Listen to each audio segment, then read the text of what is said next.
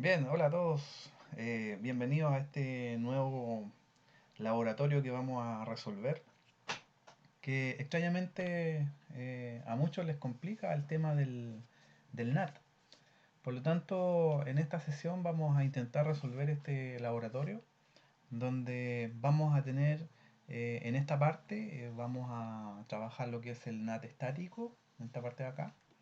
En esta parte de acá vamos a trabajar el NAT dinámico y en esta parte de acá vamos a trabajar el PAT. Bien, para esto hemos diseñado esta topología sencilla, donde por un lado tenemos el sector del cliente, que está representado por este equipo que está acá, con una conexión a internet que pasa por un proveedor, donde tenemos ahí un borde, y vamos a trabajar un par de servicios para ver cómo llega, ¿no es cierto?, el servicio de extremo a extremo usando esta tecnología. Bien, para efectos de esta configuración, todo el direccionamiento IP ya está configurado, pero no está hecho el enrutamiento porque pensamos de que es necesario ir explicando qué tipo de enrutamiento vamos a utilizar acá, por qué, y ir haciendo las pruebas de rigor a medida que vamos avanzando. Bien, entonces vamos a partir primero que todo por el path, que está en este caso en este extremo, donde tenemos una dirección privada. Recuerden ustedes que siempre todo lo que tiene que ver con NAT funciona en un extremo con un direccionamiento privado, ya que puede ser de clase A, B o C, hacia un esquema de direccionamiento público, que en este caso es lo que nos estaría entregando el proveedor de servicio. En este caso, para fabricar el PAT, vamos a tener por este lado de acá una dirección IP pública. Bueno, en este caso es una dirección estática. Generalmente los PAT funcionan con una dirección obtenida dinámicamente, ¿ya? Que la asigna el proveedor de servicio y que le da un cierto tiempo de leasing o de arrendamiento, si ustedes lo quieren llamar así. ¿Bien? Entonces, ¿cuál es la idea? La idea es que teniendo estos equipos que están acá abajo, vamos a salir hacia internet, pero utilizando la IP pública que nos va a prestar el proveedor, en este caso la que va a estar configurada en esta interfaz que ustedes ven ahí. Bien, bueno, ¿cómo se configura el PAT? Vamos a partir con el PAT. ¿Ya? Vamos a agrandar esto acá un poquito. Em, Lo primero que vamos a hacer es crear una lista de control de acceso. Bien, por lo tanto, si usted no maneja la lista de control de acceso, le recomiendo que le dé un vistazo, ¿ya? Porque de esa manera va a poder entender de mejor forma cómo funciona esta configuración. Bien, entonces vamos a crear una lista de control de acceso. eh, Vamos a trabajar con nombres, una lista de acceso estándar, ¿ya? Y le vamos a poner en este caso un nombre significativo, puede ser cualquier nombre, pero le vamos a poner pato. Bien, entonces acá lo que vamos a decir, ¿ya? Es cuáles son aquellas IPs que vamos a pasar al proceso de traducción de direcciones. En este caso, nosotros tenemos una sola dirección privada de red que está ahí. Yo podría acá, por ejemplo, tener varias VLAN y cada VLAN es una subred, entonces habría que especificarlo acá. Bien, entonces vamos a permitir la red 192.168.10.0 usando una wildcard, ¿ya? De esas características, y aquí lo que estamos diciendo es que permita todos los hosts de esta red, ¿ya? Que pasen al proceso de traducción. Bien, con esto ya es suficiente. Con esta lista de acceso ya tenemos la primera parte lista. ¿Bien? Antes de entrar a los comandos propiamente de la configuración, vamos a asegurarnos de que desde el PC cliente tengamos algún tipo de conectividad, ¿ya? En este caso, lo que hemos hecho acá, si no lo he hecho, y si no lo hemos hecho, lo hacemos de inmediato. Vamos a trabajar con un DHCP, un pool un servidor de DHCP para entregar la IP en forma dinámica a este host que está acá. ¿Bien? Entonces vamos a crear un pool, le vamos a poner IP DHCP pool, le vamos a poner path también. El nombre puede ser cualquier cosa, pero para que tenga significado después cuando lo veamos en la configuración. Bien, entonces vamos a especificar la red 192.168.10.0 con su máscara y una puerta de enlace, que en este caso es la dirección que está ahí, la 192.168.10.1. Bien, de esta forma. ¿Ya? Eh, bueno, ahí aparece un mensaje que tiene que ver con que hay un conflicto de IP. Seguramente el PC que está acá ya adquirió una dirección, ¿ya?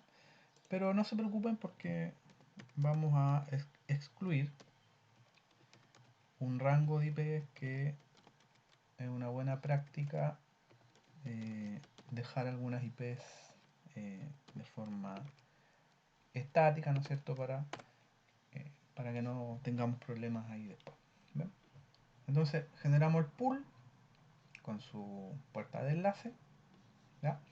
Y excluimos las primeras 10 IPs. Entonces vamos a ir al host, vamos a cambiarlo acá para que converse nuevamente ahí el servidor con el cliente, y ahí ya vemos que tiene la IP 192.168.10.11, ¿sí? Y donde inmediatamente podríamos hacer ping a la puerta de enlace. Bien, entonces ahí vemos que responde. Si hacemos ping hacia la 177, que sería la IP que tiene esta interfaz de acá, que apunta hacia internet, ¿sí? Y lo más probable es que si hacemos ping al ISP, a la 172, perdón, 177.52, no tengamos respuesta, ¿ya? Porque recuerden que falta el enrutamiento todavía, no hemos trabajado en esa parte. Bien, bien. Entonces, generalmente en este equipo lo que se hace es generar una ruta por defecto, ¿ya? De esta forma, ruta por defecto, ¿ya? Que todo el tráfico salga por la interfaz FAS10. ¿Ven? Por lo tanto, cuando caiga un paquete acá a una red que este router no conoce, la va a direccionar por esta interfaz. Eso es lo que le estamos diciendo. ¿Ven? Entonces, si yo hago un ping nuevamente hacia la dirección 177.40.5.2, aun cuando tengamos el enrutamiento construido, ¿ya? Tampoco debería resultar, porque este router no conoce esta red de acá, ¿ya? Dentro de su tabla de ruteo nosotros podemos ver que ese router solamente va a conocer sus redes directamente conectadas, que son esas dos, ¿ya? Por lo tanto la red 192.168.10.0 no la conoce. ¿Bien? Entonces, si nuestro path que vamos a construir está correcto, este ping después debería funcionar, y ahí les voy a explicar por qué. Entonces, vamos a configurar ahora el path, ¿ya? Para eso nosotros vamos a decir ipnat inside source, le estamos diciendo, ¿no es cierto? El origen, ¿no es cierto? De dónde van a venir esa traducción. Y aquí tenemos dos opciones: podemos generar un NAT estático o una list que corresponde a la lista de control de acceso, ¿sí? Y después le vamos a indicar que lo vamos a sacar por una interfaz, en este caso por la faz 1.0, agregándole al parámetro overload, ¿ya? Que en el fondo lo que hace es que cada sesión que abre un host contra la IP y que es traducida, se le asigna un número de puerto. ¿Bien? Así de simple es generar un path. Recuerden, lista de control de acceso y después el IPNAT inside source list, el nombre o el número de la lista de control de acceso y la interfaz por donde usted quiere sacar el tráfico hacia internet. ¿Bien? No se olvide del comando overload, que significa sobrecarga. Bien, antes de probar esto tenemos que hacer un paso adicional que a veces se olvida, ¿ya? Y que es entrar a la interfaz, en este caso la interfaz faz00, y ejecutar el comando ipnat inside, y ahí cobra sentido, ¿no es cierto? El ipnat inside ahí, ¿ya? Y en la interfaz de tráfico de salida, en este caso la interface faz10, ipnat outside. No se olviden de este comando porque de otra manera no va a funcionar. ¿Okay? Bien, para probar que esto funciona, vamos a hacer un par de comandos de monitoreo, ¿no es cierto? El show ipnat translations, por ejemplo, no debería tener nada porque no hemos generado tráfico. Y podríamos prender un debug ipnat, ¿ya? Para ver qué pasa cuando nosotros generamos tráfico. Entonces, yo voy a ir al PC, voy a dejar estas dos ventanitas aquí, dejar estas dos ventanas acá abiertas, la vamos a dejar ahí, que no se vaya, que no se vaya ahí a esconder la ventana, ¿ya? Y vamos a hacer un ping nuevamente a la 177.40.5.2 y ahora vemos que efectivamente sí hay respuesta. Show ipnat translation y vamos a ver la tabla de traducciones. Ahí está en el protocolo, la inside global, la inside local, ¿ya? Ahí están los puertos que habíamos conversado recién, ¿ya? Y cada vez que se genera tráfico va a generar una tabla de traducción. Eso permite que el tráfico que va después pueda volver, ¿no es cierto? Y ser redireccionado al host que lo solicitó. Bien, ¿por qué el tráfico de vuelta responde y delante no? Por una explicación muy simple. El PC, el paquete que genera acá, que sale con una IP privada, acá es cambiada, ¿ya? Por una IP pública, de hecho por la IP de la interfaz. Y cuando llega a este router, el router ve su tabla de enrutamiento y ve que la tiene directamente conectada y sabe por dónde direccionar el paquete, ¿ya? Por lo tanto, este router no necesita conocer la red privada de acá. ¿Por qué? Porque la tiene directamente conectada a través de la red pública, ¿ya? Esa es la explicación por qué el tráfico no contesta. ¿Bien? Por lo tanto, ya la primera parte está ok. Ahí vemos que expiran los timers de cada cierto tiempo la tabla de traducción se vacía, translation, y se va a volver a llenar una vez que generemos tráfico nuevamente. Ahí está. ¿Ven? Si nosotros dejamos un ping, un ping perpetuo, por ejemplo, ¿ya? Lo dejamos corriendo, la tabla obviamente va a crecer, ¿ya? Y por eso que el equipo le pone un timer para que la tabla se vaya limpiando cada cierto tiempo y no nos vaya a provocar un desbordamiento, ¿no es cierto?, de memoria. ¿Bien? Ok, esa es la configuración del path. ¿Ve qué fácil? Recuerden, lista de control de acceso acá es esencial. Bien, vamos al NAT dinámico. Aquí la figura es un poco distinta porque independiente que tengamos una IP pública puesta por el proveedor en la interfaz, yo aparte de eso le he tenido que comprar las IPs al proveedor para que me asigne una dirección IP pública. Recuerden ustedes que hoy día el direccionamiento público está algo más restringido, ¿ya? Porque como ustedes saben el direccionamiento privado, perdón, el direccionamiento IP versión 4 se está agotando, ¿ya? Por lo tanto, el proveedor nos ha dado la cantidad impresionante de 2 IPs públicas para poder salir, ¿ya? Y eso es lo que vamos a utilizar ahora. Y aquí vamos a ver una diferencia después en la configuración, porque el NAT dinámico tiene una variación, una variante, ¿ya? Lo vamos a configurar primero y lo vamos a demostrar después. Bueno, entonces la idea acá sería,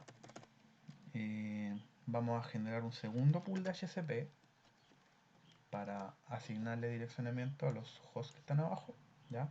Voy a partir primero excluyendo las direcciones para que no pase lo de delante, el conflicto de direccionamiento IP. Entonces, IP DHCP pool y le vamos a poner NAT dinámico. Ahí. Bien.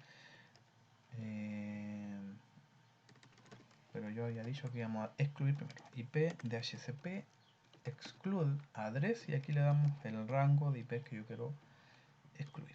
En este caso va de la 21 a la 192.168.20, la que quieran, en este caso la 10. Por lo tanto significa que el DHCP va a empezar a entregar IPs desde la 2011 y en adelante, ¿ya? Entonces, vamos con 192.168.20.0, faltó la máscara, 255.255.550 y default router 192.168.20.1. Bien. Vamos a comprobar que el PC efectivamente esté tomando la IP que nosotros queremos, ¿ya? Ahí está la 2011. Bien. Por lo tanto, este dispositivo cuando salga a internet debería tomar una de estas dos direcciones. Bien. Entonces lo que vamos a hacer ahora es crear nuestro NAT dinámico y para eso vamos a seguir las mismas reglas que el NAT, que el PAT. En este caso vamos a crear una segunda lista de acceso, IP Access List estándar. Le vamos a poner NAT, le vamos a poner así, NAT, ¿sí? Y aquí le vamos a decir permit y el direccionamiento IP que yo quiero que se traduzca con su wildcard. ¿Bien? Y luego vamos a crear el pool IPNAT pool, ¿ya? Aquí le vamos a poner un nombre significativo, ¿ya? Para seguir con la originalidad, le vamos a poner NAT, ¿bien? Y aquí vamos a decir, bueno, cuál es la IP inicial, en este caso la 200.1.1.1, después viene la IP final, la 200.1.1.2, ¿sí? La máscara netmask 255.55.550 y con eso ya creamos el pool, ¿ya? O sea, ¿de dónde va a sacar las IPs para hacer la traducción? De acá. Si mañana el proveedor le da una tercera IP, lo cambia acá y le agrega, ¿no es cierto?, de la 201.1.1 hasta la 201.1.3 y así sucesivamente. ¿Bien? Lo que pasa es que cada vez que ustedes agreguen una IP o pidan una IP, van a tener que pagar por eso.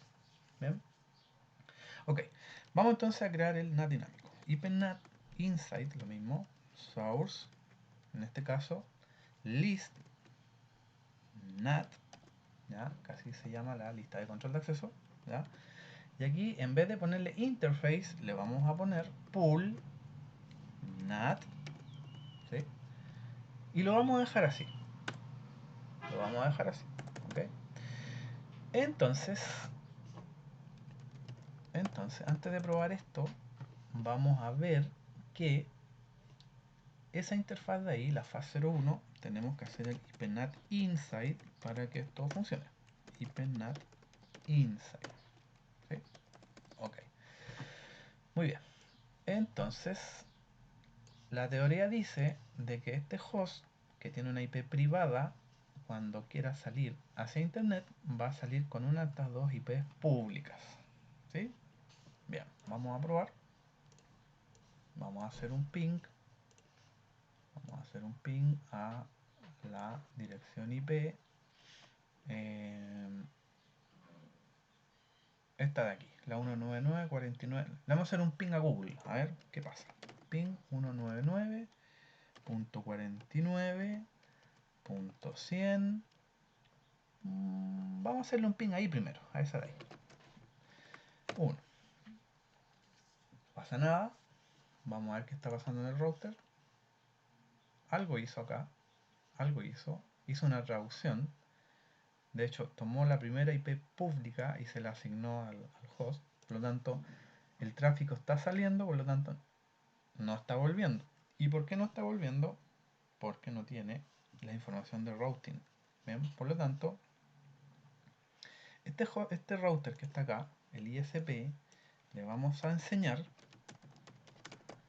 que tenemos una red, perdón, IP route, le vamos a enseñar que tenemos una red, que es esa, la 201.1.0 con su máscara,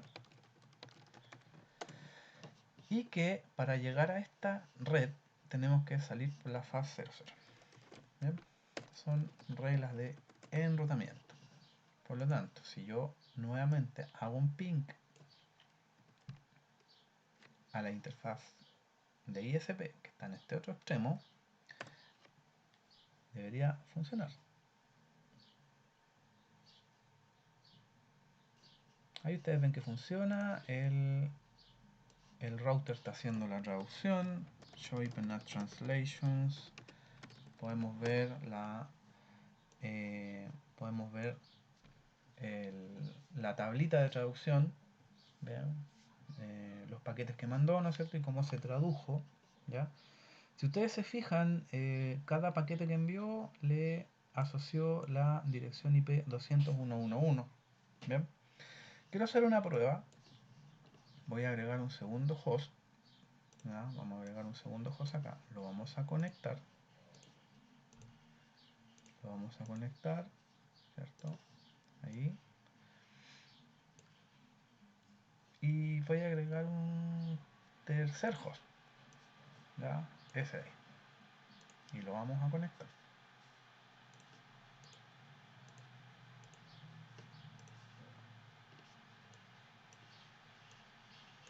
Okay.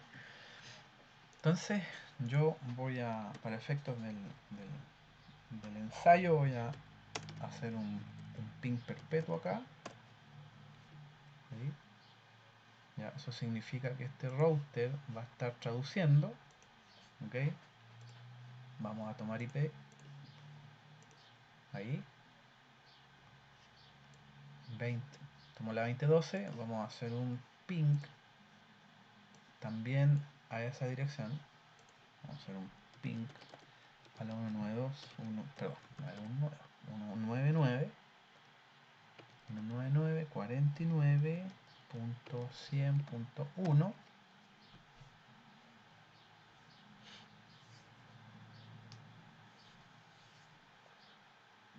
Ahí está.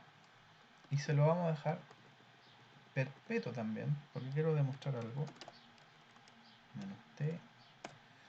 Ahí está. Vemos el router. Ahí está traduciendo. Ya, está traduciendo. Y vamos a ir con el tercer PC. Vamos a tomar IP y vamos a tratar de salir a internet. ¿Cómo? También haciendo un ping. A la 199. 49, 101.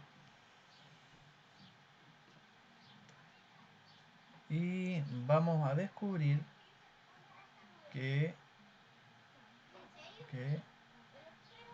no va a funcionar. ¿Ya? Vean ustedes. ¿Ya? Entonces, para efecto de probar esto, vamos a apagar los debug. Vamos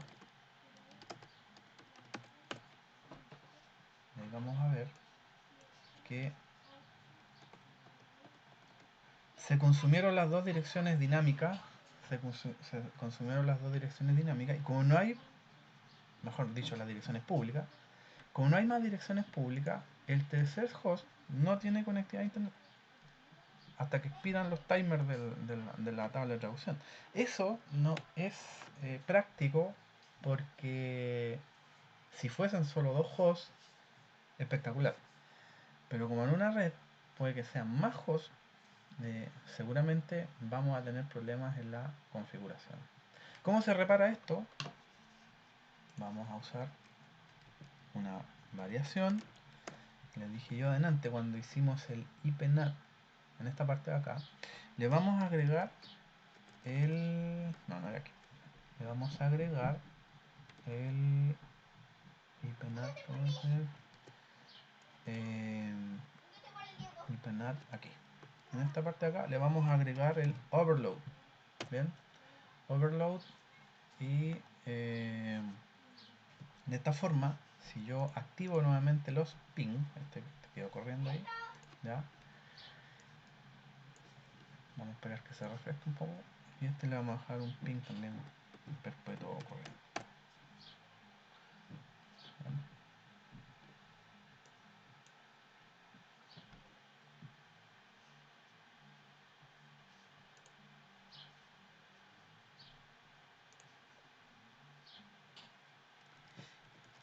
Entonces, los NAT, en este caso, para el tema del NAT dinámico, son dos formas de hacerlo.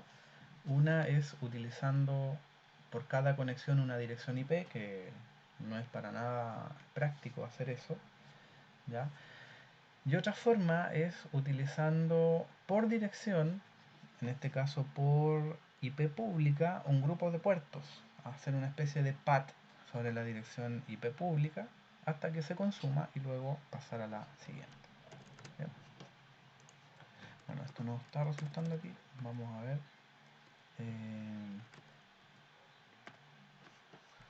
Vamos a ver qué es lo que pasa con la configuración. Ahí está. Voy a dejar este ping con el parámetro "-t" para que quede corriendo, y en este ya está corriendo y este de acá ya está corriendo también. ¿Se fijan? Entonces si yo hago un choipenat translation, voy a ver que se ha consumido una sola dirección, choipenat translations, en este caso la 201.1.2 y en adelante la 2. ¿Bien? La 1 no se toca. Bien. De esa forma se configura el NAT dinámico. En resumen, tenemos un pool de direcciones públicas, que pueden ser una, pueden ser dos, pueden ser 10, las que ustedes quieran, ¿ya? Las podemos hacer funcionar en función de uno a uno, un host, una IP pública, pero eso no es práctico. Por lo tanto, lo que yo les recomiendo es utilizar el parámetro overload para que se trabaje una de las dos hasta que se agoten los puertos y pasamos a la siguiente. De esa forma van a maximizar el uso del direccionamiento IP público. Bien, así también de simple es. Bueno, y nos quedaría el NAT estático, que es como el más fácil de todos. En el fondo lo que hace es mapear una IP, en este caso una IP pública, ¿no es cierto? Que en este caso nosotros dijimos, mira, vamos a usar las 88 algo, ¿ya? Por cada dirección privada. Bien, entonces cuando este host apunta a la 888 algo, ¿no es cierto? Lo que le vamos a decir al router es que esa red está acá y aquí en forma interna vamos a hacer la traducción. Bien, para que esto nos resulte vamos a tener que generar una una ruta estática por defecto, ¿ya? Route. Siempre los routers de borde tienen una ruta estática por defecto, no tendría sentido armar un enrutamiento dinámico acá, ¿ya? IProute 0000 ¿ya? Por la fast 10. Muy bien. Entonces, vamos viendo cómo se hace esto. Acá no tenemos que hacer ninguna lista de acceso, ¿ya? Simplemente ponemos IPNAT inside source static y aquí le vamos a poner la dirección la dirección que tiene privada, ¿ya? En este caso va a ser la 192.168.30.5 y cuál va a ser su traducción con la dirección IP en este caso pública, ¿ya? Y lo mismo para el otro host, que en este caso, perdón, aquí me equivoqué, es la, vamos a corregir esto, es la 35, no la 34, ¿ya? Ahí, y la 36 sería la 8.4.4. ¿Bien? ¿Se entiende la lógica? Entonces, estamos diciendo que la IP privada 35 en un esquema de direccionamiento público es esa IP, y lo mismo para este otro ejemplo. La 36 sería la 8844. ¿Bien? Vamos a aplicar los IPNAT inside, ¿ya? En este caso por la interfaz FAS00, ¿ya? IPNAT inside, y por la FAS10 IPNAT outside. ¿Bien? Ahora, un detalle.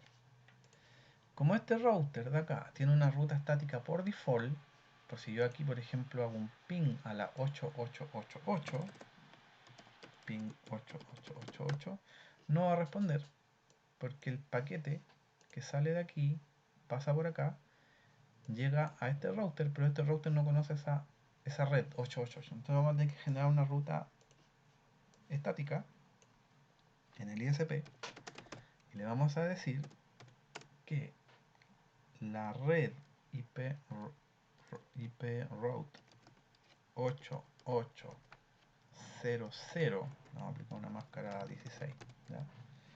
Los 0, queda por la fase 01. O sea, lanza el paquete para allá. Este lo recibe, hace la traducción y lo incorpora, ¿no es cierto?, a la red interna. Entonces, si yo replico el ping, la teoría dice que debería resultar. ¿Okay? Vamos con el ping. Y si no resulta, bueno, aplicamos el troubleshooting necesario y vemos qué pasa.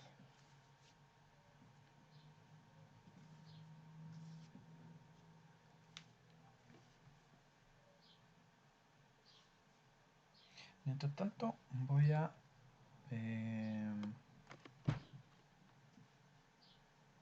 bueno, ahí se vio que se perdieron todos los pings. Voy a ver si esto está bien configurado. ¿Ya? 31,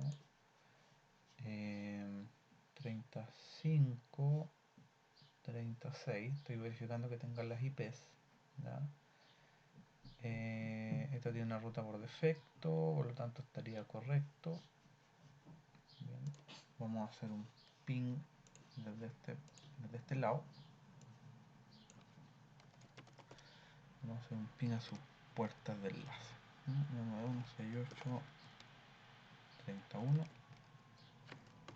¿Cuánto está bien? A la 199.49.102.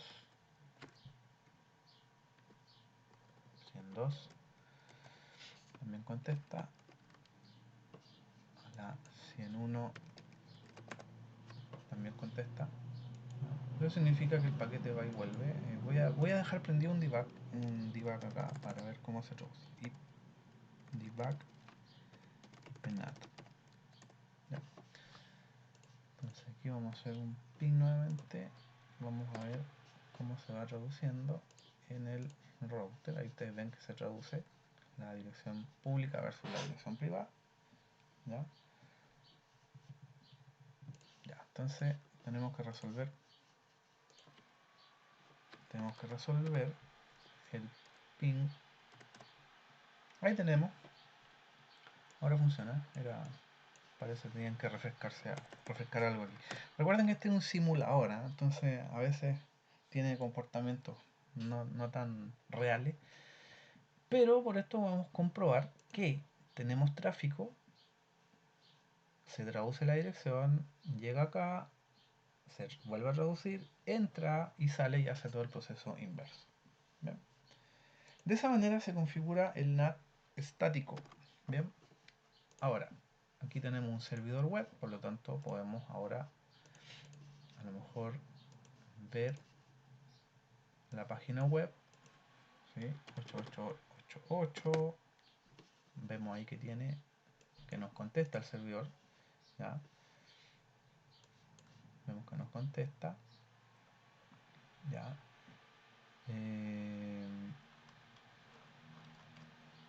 Podemos ver la tabla de traducción. ShapeNet Translation. Ahí vemos que ahí están las sesiones TCP del servidor. ¿Ya? Si les molesta el debug, lo pueden apagar. Ahí. Undebug all. Apague todos los debug. Eso significa. Y tenemos también un servidor TFTP que a lo mejor yo aquí podría copiar. Por ejemplo, copy la running config de este ejercicio al TFTP. Me dice, bueno, cuál es la IP remota. Voy a poner la 8844. Y el nombre, cliente config. Y debería funcionar. A veces pasa que los servicios están apagados, hay que revisarlo. No está encendido. Ahí llegó una configuración, cliente config. Ahí dice que se copió. Por lo tanto, con esto podemos comprobar que el ejercicio está funcionando. ¿Ya? Resumiendo, el NAT estático es un mapeo uno a uno, una dirección pública versus una privada. ¿Ya? Yo puedo tener todas las que quiera, pero para eso voy a tener que pagar. ¿Ya? Cada IP pública tiene un valor. ¿Ya? Hoy día los venden en bloques de X cantidad de IPs y eso me va a servir a mí para poner mis servidores. ¿Ya? Bueno, esto no es tan fiel a la realidad porque generalmente los servidores están en una granja de servidores, en una vila en especial. ¿Ya? Pero para efectos del ejemplo, lo que buscamos era configurar los NAT. ¿Ya? Entonces, NAT estático, ¿ya? NAT estático, ¿cuáles son los comandos? Ahí están. No olviden el IPNAT inside outside, pero con eso generar un NAT estático. NAT dinámico, NAT dinámico, NAT dinámico, va a ser el dash NAT dinámico, aquí está, NAT dinámico con su pool, ahí, y el path, que es ese de ahí. ¿Cómo se hacen las diferencias? Bueno, la lista de control de acceso. La lista de control de acceso son las que permiten decidir qué dirección IP se traduce, cuál no. ¿Ya? Si yo aquí, por ejemplo, levantara una VLAN, por ejemplo, una subred 192.168.50.0, por ejemplo, y no la pongo en la lista de acceso, todos esos clientes no van a salir a internet. ¿Ya? Porque no van a tener cómo. Bueno, eso era un poco el ejercicio, espero se haya entendido. Cualquier duda, estoy aquí disponible. Este es un ejercicio básico de NAT, ¿ya? Pero suficiente para los que están preparando CSNA. Bien, bueno, con esto me despido y espero que les sirva este video. Así que, bueno, nos vemos en en el siguiente tema. Chao.